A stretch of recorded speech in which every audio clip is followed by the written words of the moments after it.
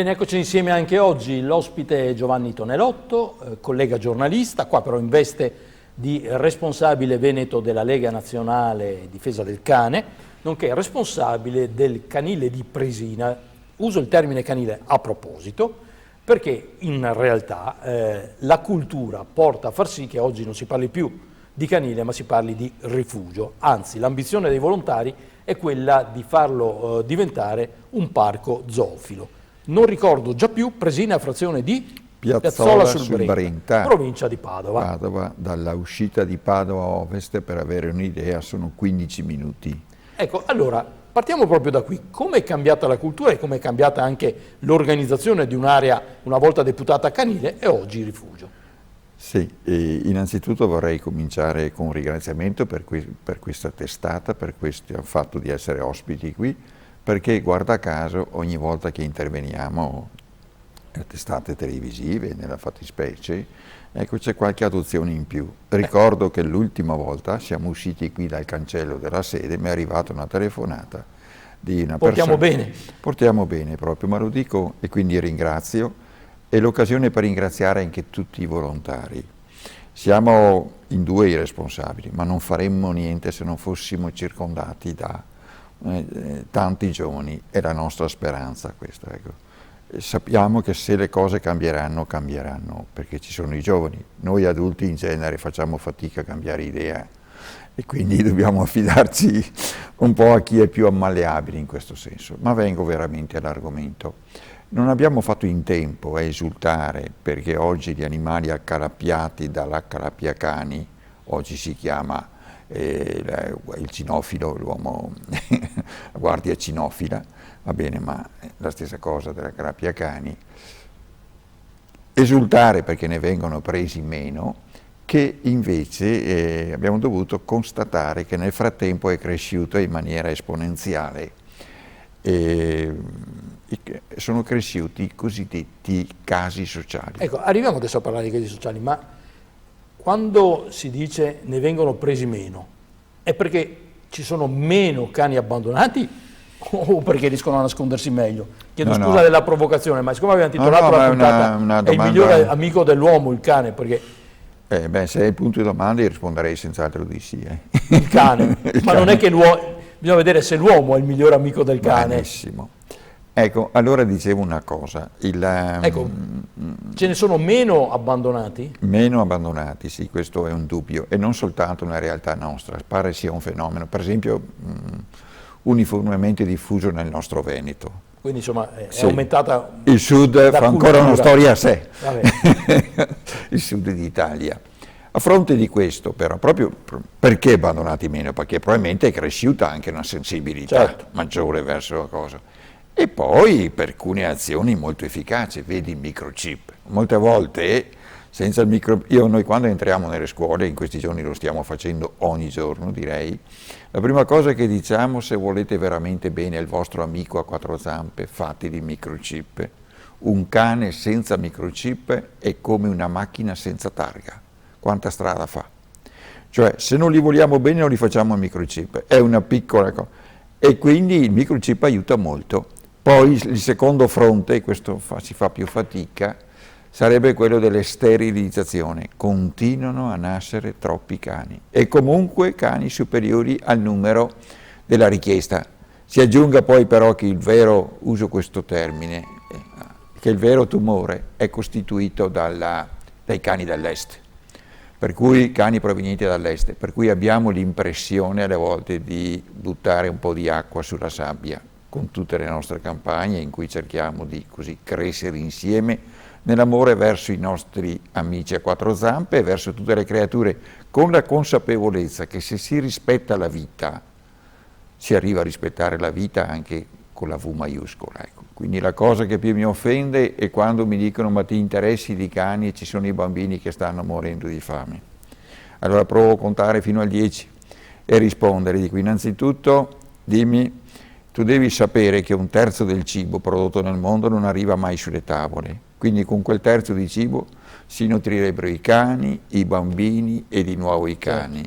Detto questo, se facciamo una graduatoria della sofferenza, peraltro legittima, non finiamo più, perché dico, allora io mi domando cosa stiamo facendo io e te qui, quando sappiamo che in questo momento in diverse parti del mondo ci sono persone che stanno morendo di fame e noi siamo neanche in grado oggi di mangiare perché non abbiamo appetito.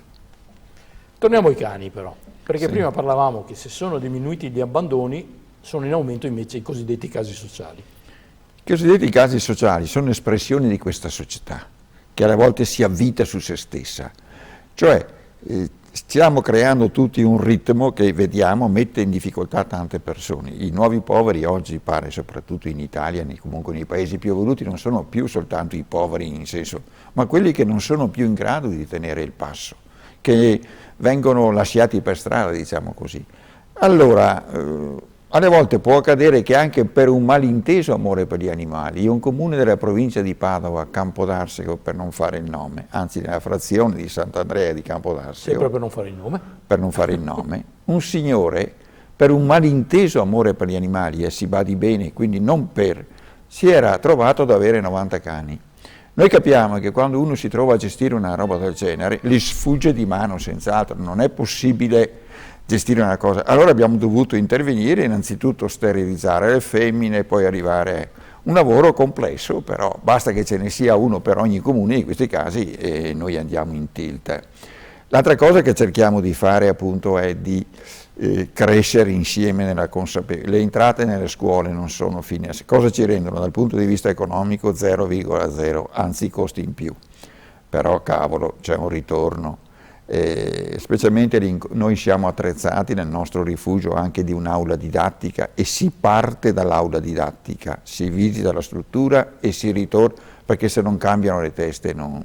Però ci siamo spostati dai casi sociali, perché prima fuori onda si parlava che il cane diventa spesso oggetto di contesa, soprattutto quando ci sono delle separazioni. Ah sì, non solo, ma quando muore l'anziano, altro classico. E allora il cane, ci sono 3 figli, tutti hanno 3 mini appartamenti.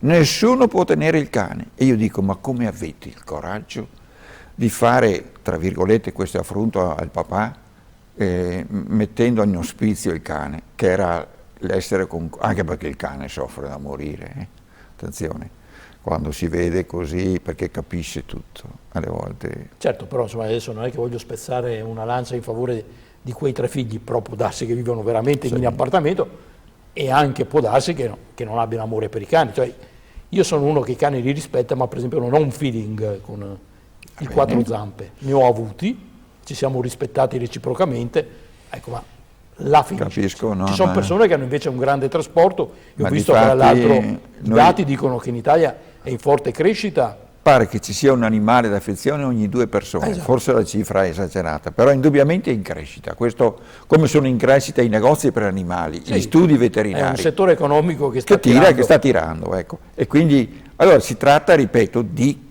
così gestire anche questo fenomeno in maniera seria. Chi non può tenere un cane, per favore, non se lo prenda. Certo, e soprattutto non lo abbandoni. E soprattutto non lo abbandoni. Per cui noi non è che abbiamo nel nostro DNA le adozioni. Il canile non è il luogo dove il cane deve venire a svernare per poi morire. No, il canile lo interpretiamo come trampolino di lancio per una nuova adozione. Ecco, riuscite in questo turnover, se lo possiamo definire? Direi quando siamo partiti, 16 anni fa, avevamo grande paura, perché il rifugio si trova in piena campagna, non è conosciuto, a poca distanza avevamo il rifugio di Rubano, nei pressi di Padova, che è un nome, è così, e invece abbiamo trovato, io mi ricordo, siccome ho firmato una convenzione che mi diceva che in cambio di X io dovevo essere pronto a prendere tutti i cani che arrivavano, lei capisce che era una convenzione capestro. Oggi possiamo dire che intanto però è anche una convenzione, direi, che la cui bontà va sottolineata.